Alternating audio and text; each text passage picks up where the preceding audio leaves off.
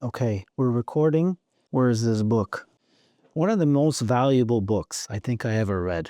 And I wanted to share a quote with you because I reread this book from time to time. It's Tommy Z and the Place to Be. By the way, welcome. If you're new, we're Studio Z.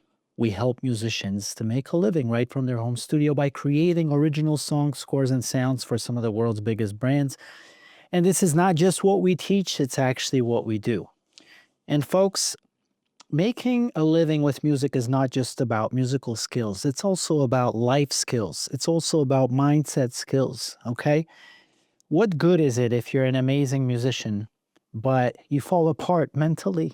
You fall apart emotionally, psychologically. You cannot handle pressure. You cannot handle persistence. You cannot handle rejection, right? All of those things are necessary components to a thriving musical career in our business. So, I wanted to read you a passage from this book, The Psycho-Cybernetics.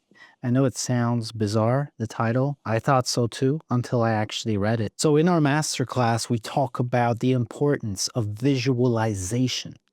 This is not some woo-woo stuff. This is not some weird stuff that some hippies on the West Coast get together and do. This is what world's top athletes, world's top performers actually do, okay? Not just practicing the actual craft, but mentally practicing it as well. Do you realize that significant changes happen on a physiological, neurological, even emotional and psychological level when you close your eyes and you picture the ideal end result of wherever it is that you're pursuing?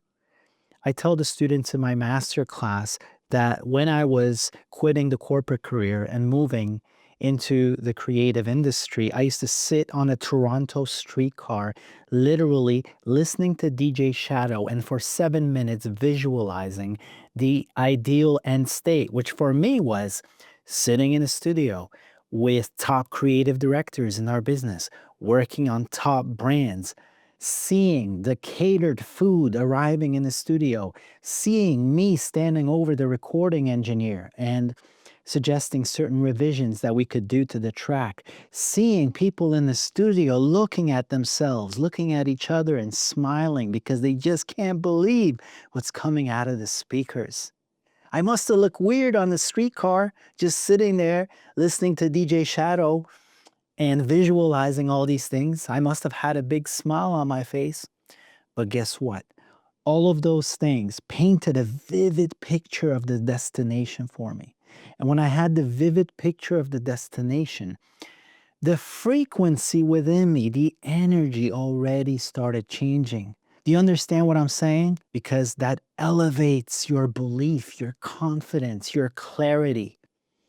It elevates your emotional state to a point where you actually unlock the creativity and the state, which makes you walk into a room and feel like you belong there. Does that make sense?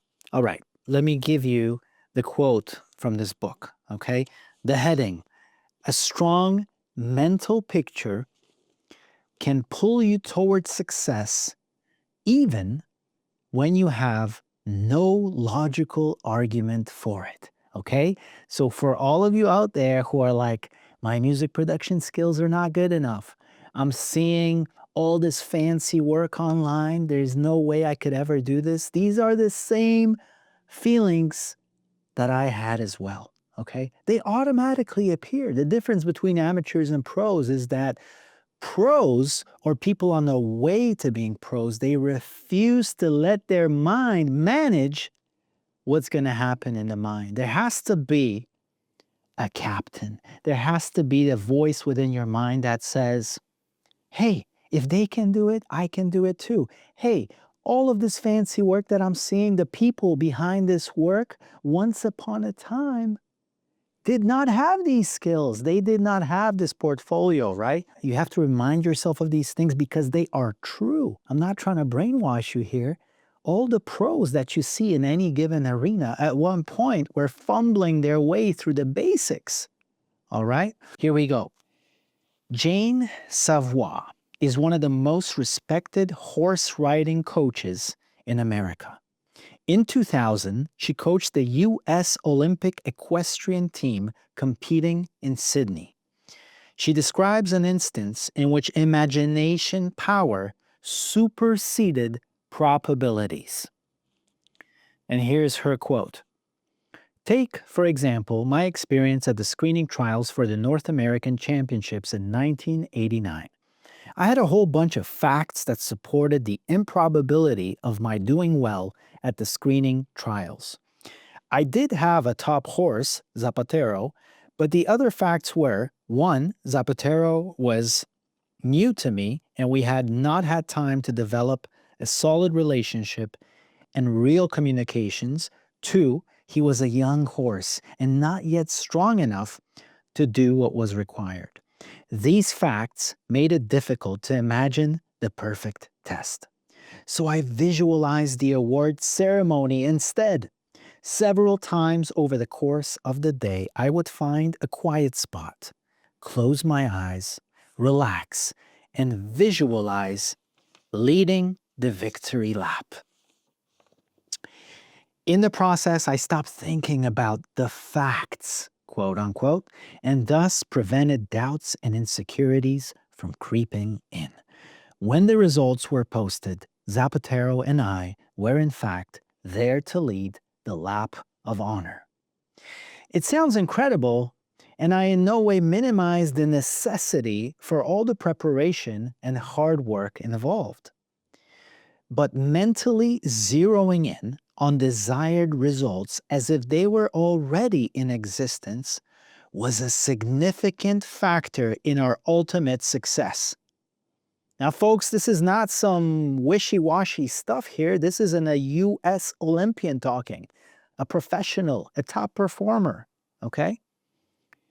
It was important to focus on a positive outcome as a foregone conclusion rather than allow my rather vivid imagination, right, creative people, right, musicians? We know how to create all kinds of mental pictures, much of them which do not serve us. Rather than allow my rather vivid imagination to conjure up failure pictures. My mind could then supply the means to achieve my goal by helping me to ride skillfully and effectively. And folks, the author of the book goes on to continue, even a single, simple, vividly imagined picture of successful achievement can be sufficient to block out doubts, fears, insecurities, and worries, and direct our mind to the desired target. These mental Instagrams of situations where you see yourself performing at your best, calmly, confidently, positively, enthusiastically.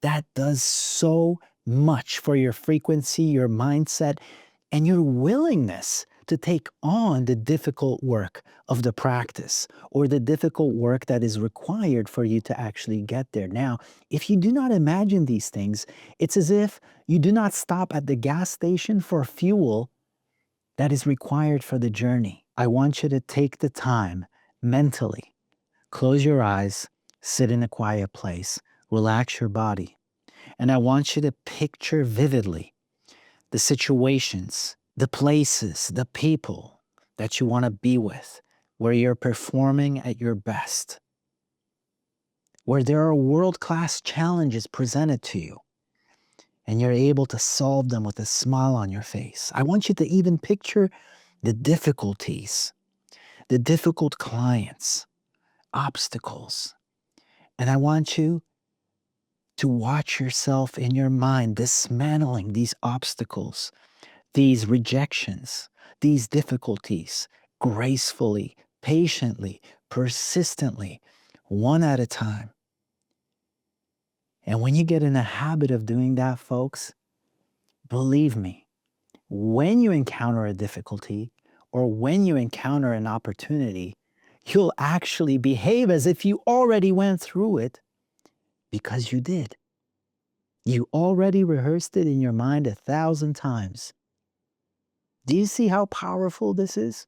And the last quote I'm going to leave you with, and I highly recommend you get this book, Instead of trying hard by conscious effort to do the thing by iron-jawed willpower, all the while worrying and picturing to yourself all the things that are likely to go wrong, you simply relax. Stop trying to do it by strain and effort. Picture the target you really want to hit and let your creative success mechanism take over. You are not relieved thereafter from effort and work, but your efforts are used to carry you forward toward your goal rather than in futile mental conflict, which results when you want and try to do one thing, but picture to yourself something else. And I think this is the case with so many people who have big aspirations. You have world-class desires and dreams, and you try to execute them, but somewhere within your mind, there hides doubt. There hides negative mental picture of your ability to step up to the opportunity. And folks, just like we heard over here, this is not some kind of pseudoscience. This is not woo stuff.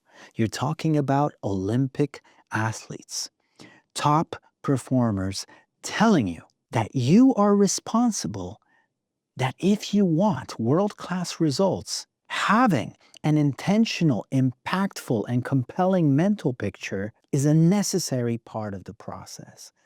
And whose responsibility is it to cultivate and to keep returning to this mental picture? Don't just leave it to your mind. Remind your mind that you are the captain and that your mind is the tool in the hands of the captain. And let your mind serve you by generating constructive, uplifting pictures that are actually going to motivate you, move you, and give you the kind of energy that will be necessary in order to move meaningfully toward your dream. Folks, I hope that this has been helpful. My name is Tommy Z, and if you enjoyed this video, try this one next.